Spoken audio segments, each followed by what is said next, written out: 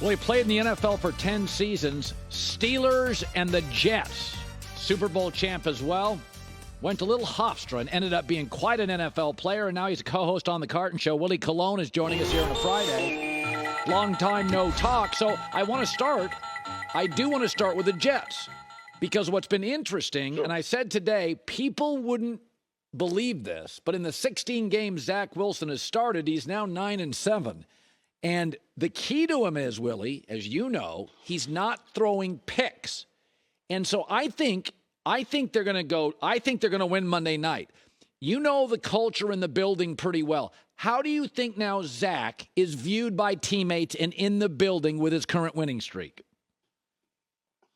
Well, coming out of the locker room, everybody supports Zach. I think it's the outsiders like me who cover the Jets, and I do the Jets pre and post. I'm just at times on the fence about him, because there's moments when you watch him, you're saying, okay, the kid has arrived, if you will. He's poised in the pocket. He's only had 1 interception in 5 games. But then there's times where I'm looking for that aha game.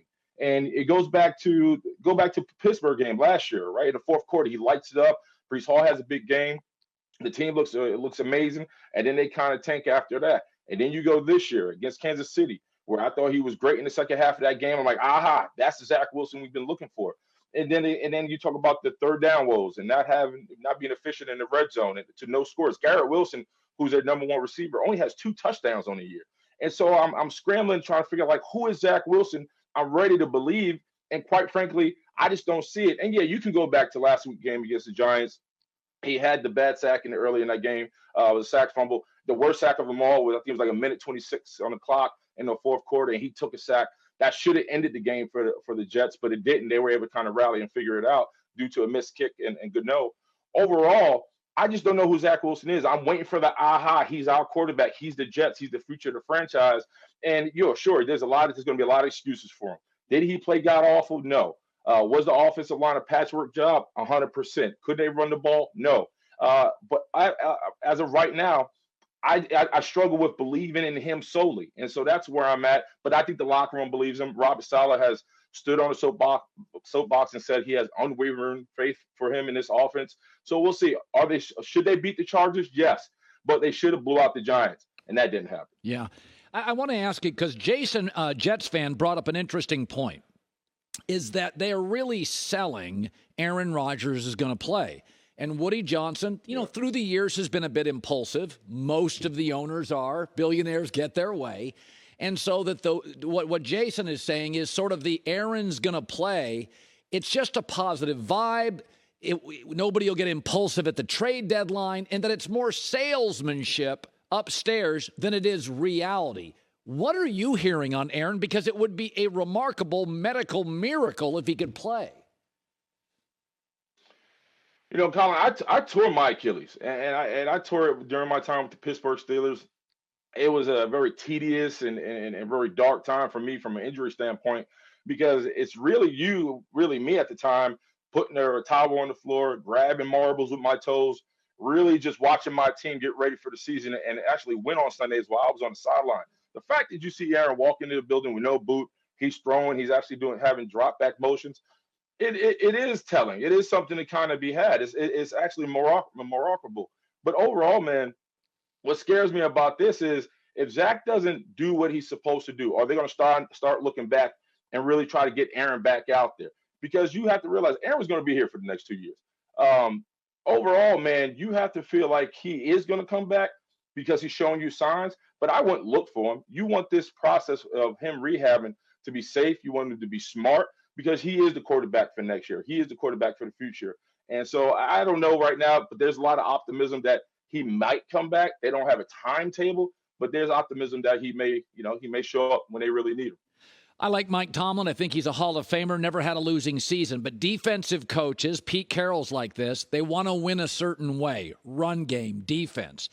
And I think Mike had a little bit of a blind spot. Big Ben last 5 years, he wasn't up to snuff. He wasn't as efficient. But Mike's vision is defense, and I think Kenny Pickett, they're winning despite him. I thought Will Levis looked just arm, confidence, throws, seeing the field. Is it fair to say that Mike's history and defensive mind, you were in the building, is that maybe he's got a little blind spot on Kenny Pickett where, I mean, God, Willie, he's so bad in the first half. You can't, in the AFC, play from behind 4 to 5 weeks. You just can't do it. Yeah, but the Steelers have outscored their opponent 42-11 in the fourth quarter. He finds a way, and that's what Mike Tomlin does. It's not always going to look pretty. It's not always going to look great, but are you going to get the job done? And the Steelers have been able to get the job done at 5-3, and they're tied. They have the same record as the 49ers, who beat them up in their own building. So I'm looking at Kenny Pickett. Is it great? No. He's definitely a timing issue with his receiving core. He seems stagnant at times. We were sold in the preseason that he has arrived and he's going to be better this year. He hasn't been great, but when it counts most, he's been able to deliver, and the team is winning. But the face of this organization right now, this team this year, is that defense. They've been spectacular. They had 4 sacks yesterday. Alex Highsmith, who doesn't get enough credit, had 2 of those sacks.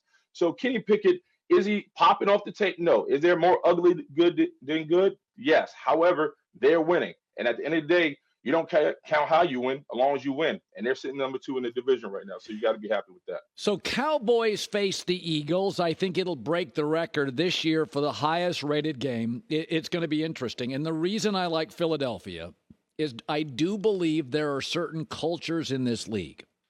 Pittsburgh's got it. I think New England during Belichick, Brady, and Philadelphia has it. In these big games, they don't always win. They never, ever fail to show up. Dallas, it's a coin flip. There is something about Philadelphia in these big games. I know they'll bring their A game. I really like Philadelphia here. We were asking this morning, if Dallas lost again a big game, is McCarthy in trouble? What do you envision Philadelphia hosting Dallas? You know, it's interesting because the last couple of weeks we've seen a gimpy Jalen Hurts. But he's been producing. You talking about A.J. Brown being an absolute monster out there. He's popped up the tape. He's looking absolutely outstanding. He should be considered in the MVP category. What's interesting about the Eagles is something that when you watch the tape, they're just quite not clicking. I think they kind of get out of suits. And he goes back to the Jets game when DeAndre Swift isn't running the ball. If he's not a featured back in that game and they're kind of moving him all over the place and he's not directly playing behind that offense line, they seem unsettled. Yeah. Overall, they have the pieces, right? That's what it is. They have what it takes. They got a security blanket in A.J. Brown. You know, you got Devontae Smith, who's really good, had a great game last week. You talk about DeAndre Swift, he's doing a great job. And Dallas Goedert, I think he's the one aspect of their offense that they got to get going. They have the best offensive line in football, so they're going to be ready for the fight against the Dallas Cowboys. Dak pretty much owns them. We know the record, 8-3 overall. It's a matter of between the two quarterbacks who shows up, right? Because I think Dak is at his healthiest right now. He has a lot of confidence coming off the 2 wins. You talk about Jalen Hurts, he's confident, but he is gimpy. It's going to be interesting. It's a matter of it's going to be a war of attrition, especially in the trenches. Is it going to be the Cowboys defensive line versus the Eagles offensive line? It's going to be this big time offensive line with Dallas being able to protect Dak so he can do what he do in the pocket with this Texas Coast offense.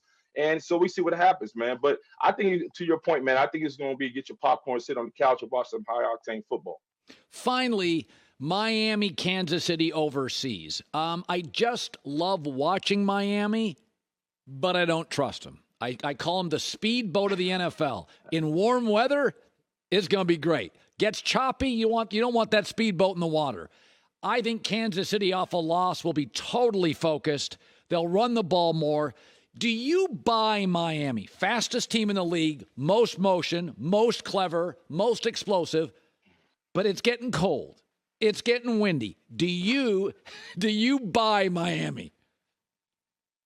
I do, man, because I think Tua has arrived along with Tyreek Hill, man. They're probably the best 1-2 punch in all of football right now. And I believe in the offense. They're averaging 30-plus points a game. They have the swagger. They have the moxie. They have that kind of flash that we fall in love with, especially if you're a kid just growing to love the game. You want to be like a Tyreek Hill. You want to be the cheetah because at 5'10", he seems unguardable. You will throw on the highlight tape. He's beating DBs and he's blowing the top off the coverage. So I believe in the Miami Dolphins, but there's a caveat, right? You lose to the Bills, Super Bowl contender, you lose to the Eagles, another Super Bowl contender, and you don't look great in both outings. So it's like, So this is another big test. Valid is in Germany, valid against the Kansas City Chiefs, but you got to win this one. If you want to make people a believer, You got to win this one against Kansas City Chiefs because to your point, they're going to be hungry. They're looking at that tape against the Broncos where, only Travis Kelce is the guy that you say, they got a weapon. Outside of that, MVS, Sky Moore, Kadarius Toney, you can't find them. And so now, and if you watch Travis Kelce in a lot of his interviews, it sounds like there's a trust issue going on with Patrick Mahomes and his receiving core. They're not using Isaiah Pacheco like they should. And it's really just Mahomes and Kelce carrying his team. I think the defense has been fine, but Chris Jones, you haven't heard a lot about him the last couple of weeks. So I think this Chiefs team is going to be hungry. They respect the Dolphins, but I think this Dolphins team is legit. They got another big statement. They got another big win to be had, and hopefully they get it against the Chiefs. Hi, everybody. Thanks for watching. Subscribe here to get the latest from the show. Also, be sure to check out more of the best clips from The Herd or go watch a few segments from other shows on FS1.